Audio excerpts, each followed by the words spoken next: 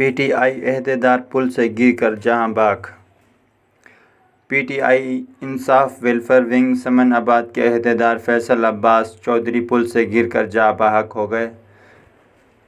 ARY news کے مطابق P T I رہنما شفقت محمود اور مسرت جمشید چیمہ کا کہنا ہے کہ بتی چوک پل سے پولیس والوں نے فیصل عباس کو دھکا دے کر گرایا۔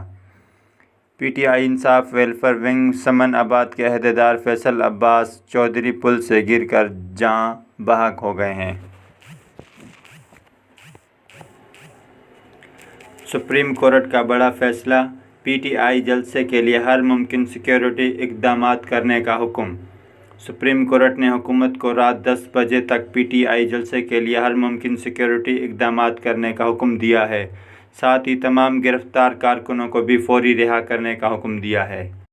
ARY نیوز کے مطابق سپریم کورٹ نے پی ٹی آئی کی درخواست پر سماعت کرتے ہوئے پی ٹی آئی کو H9 میں احتجاج کی اجازت دے دی ہے اور حکومت کو H9 اور G9 کے درمیان گراؤنڈ میں جلسہ گاہ فراہم کرنے کا حکم دیا ہے۔ ساتھ ہی حکومت کو رات 10 بجے تک پی ٹی آئی جلسے کے لیے ہر ممکن سیکیورٹی اقدامات کرنے کا حکم بھی دیا ہے۔ اس حوالے سے معاملات طے کرنے کے لیے حکومت اور اپوزیشن کو رات 10 بجے ملاقات کرنے کا حکم دیا۔ سپریم کورٹ نے MPO کے تحت پی ٹی آئی کے گرفتار تمام کارکنوں کو بھی رہا کرنے کا حکم دیا ہے، جبکہ گرفتار وکلاء کے حوالے سے کہا ہے کہ جن وکلاء پر کوئی سنگین الزام نہیں، انہیں فوری رہا کیا جائے۔